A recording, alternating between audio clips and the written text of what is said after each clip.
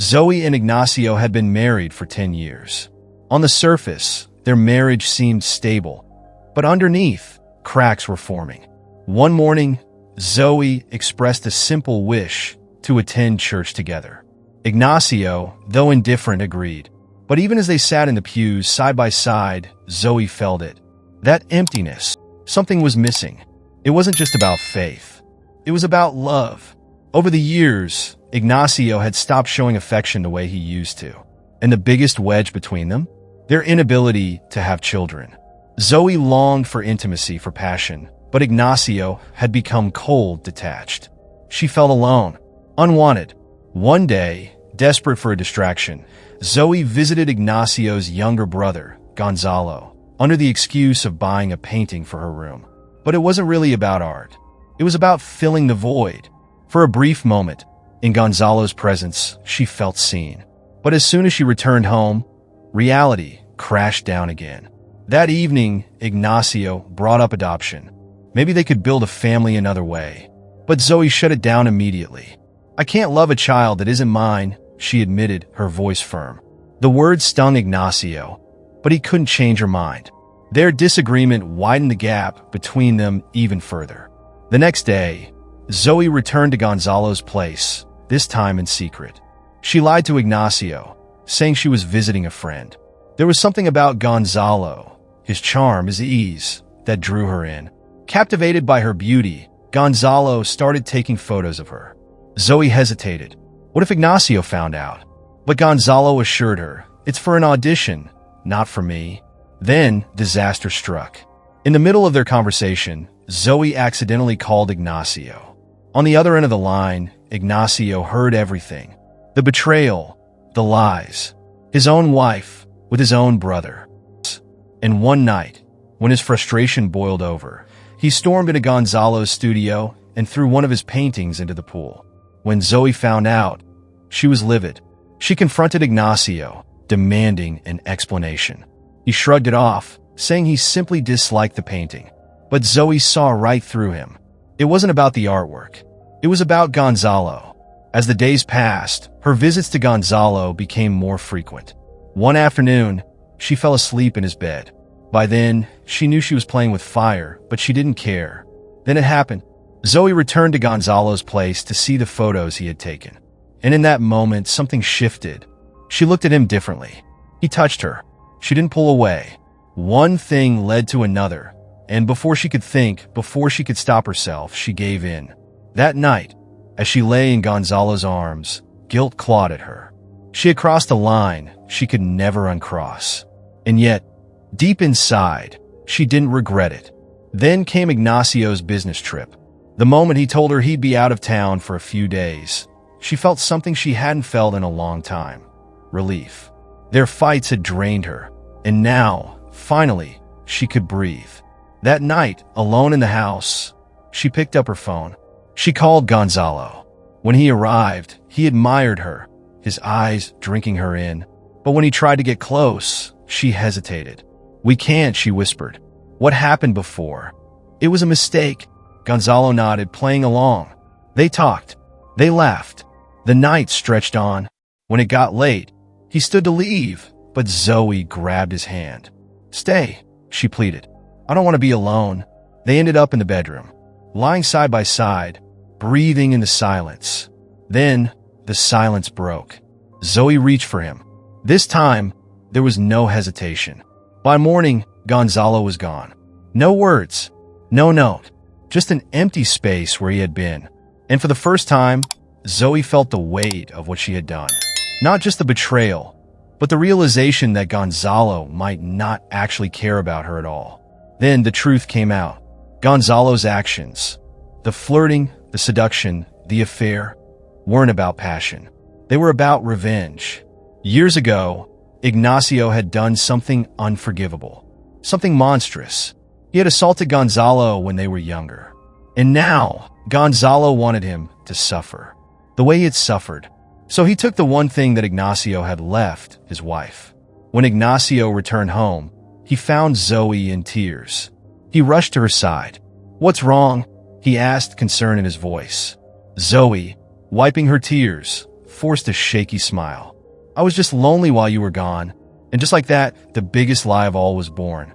A few days later, Gonzalo reaches out to Zoe, asking her to come to his home.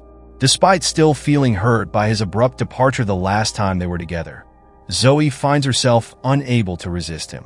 There's something about him that pulls her in, a force she can't explain. Her emotions are tangled, but one thing becomes clear: she is growing dependent on him. Whether she wants to admit it or not, she knows she can no longer imagine her life without him. Surprisingly, seeing Gonzalo again brings Zoe an unexpected sense of joy and relief. The loneliness that once clung to her like a shadow fades in his presence. Even her mood at home shifts. Her husband notices that she seems lighter, more cheerful. The irony of it all? Her happiness isn't because of him. It's because of Gonzalo. One morning, as Zoe and her family are having breakfast, Gonzalo unexpectedly arrives at their home. His sudden appearance startles everyone, but Zoe's mother, to her delight, welcomes him warmly. Conversation flows, and soon, the topic of Gonzalo settling down in marriage comes up.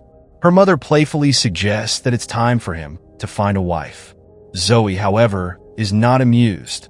The thought of Gonzalo with someone else makes her stomach turn. She tries to mask her discomfort, but the knot in her chest tightens with every word. Unable to endure the discussion any longer, she quickly excuses herself and escapes to the kitchen. Gonzalo, ever attuned to Zoe's emotions, follows her. He finds her leaning against the counter, her back turned to him. Without hesitation, he moves closer, his presence intoxicating. He gently touches her arm, then turns her to face him. "You don't like hearing about me with someone else, do you?" He teases, a knowing smirk playing on his lips. Zoe doesn't respond. She doesn't have to. Her eyes betray her. Before she can protest, Gonzalo's lips are on hers, and for a moment, the world disappears.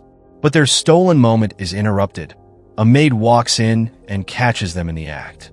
A fleeting silence fills the air as the three lock eyes. Then, just as quickly as she appeared, the maid turns on her heel and leaves without a word. Zoe's heart pounds. She doesn't know if the maid will keep quiet, but at this moment, she doesn't care.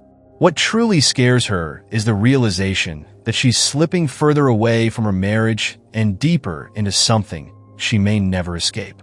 Days pass, and the distance between Zoe and her husband grows more evident. She no longer feels desired, no longer feels loved. It's as if he has already let go of her, leaving her to drown in her unhappiness. Despite her vows, despite everything they built, Zoe yearns for something she knows she can't have: affection, attention, and the passion she once dreamed of sharing with the man she married.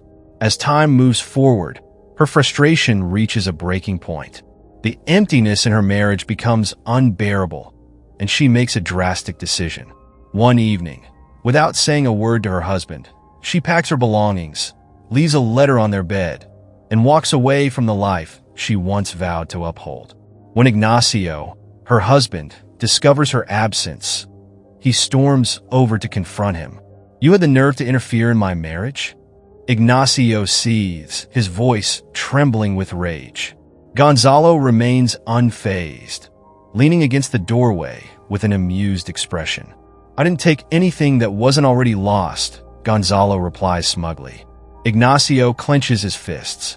"Stay away from my wife." But Gonzalo simply chuckles, his gaze cold and unreadable. Ignacio's words mean nothing to him. After all, this was never about love. It was about revenge. Though Zoe initially embraces her newfound freedom, a cruel twist of fate shakes her world. She discovers she is pregnant. And there is no doubt about it. The father is Gonzalo. Panic sets in. She reaches out to Gonzalo, desperate to tell him. They meet at a hotel, the air between them thick with tension. But when she finally reveals the news, his reaction is nothing like she expected. "You need to get rid of it," Gonzalo states coldly, his words slicing through her like a blade. Zoe's breath catches in her throat. "What?" "I don't want this," he says, unwavering. "And I'm not marrying you. So either you take care of it, or we're done." Tears well up in Zoe's eyes. She had longed for a child for years, and now, when it's finally happening, the man she loves is telling her to erase it. "I'm keeping the baby," she declares, her voice shaking but firm. Gonzalo exhales sharply, running a hand through his hair. Then, without another word, he turns and walks away, leaving Zoe behind. The moment the door closes, reality crashes down on her. She is truly alone. Regret seeps into her soul. Had she made a mistake leaving Ignacio? Was her marriage worth saving? But how could she return, knowing she now carries another man's child? The mere thought of facing Ignacio, of confessing the truth, sends a wave of anxiety through her. Days pass, and just when she feels lost, a letter arrives. It's from Ignacio. "Come home." Hope flickers in her heart. With trembling hands, she makes the choice to face her past.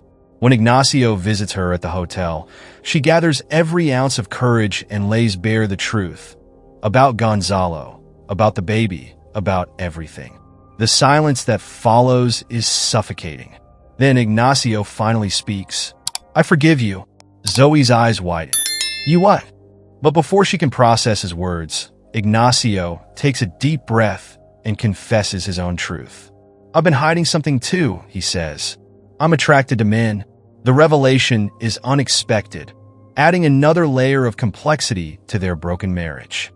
But instead of anger, Zoe sees relief in his eyes. A man who has finally freed himself from a burden he carried for years. Months pass, and Zoe gives birth to a beautiful baby boy. Against all odds, happiness finds its way back into her life. And surprisingly, so does Ignacio. He stands beside her, embracing the child as his own, not out of obligation, but out of love. Though their marriage will never be the same, they move forward together, bound by a new kind of love, one built on acceptance, forgiveness, and the miracle of new beginnings. Did you enjoy the recap? Please like and subscribe, and hit the notification bell to be updated next time we drop. Thanks for watching.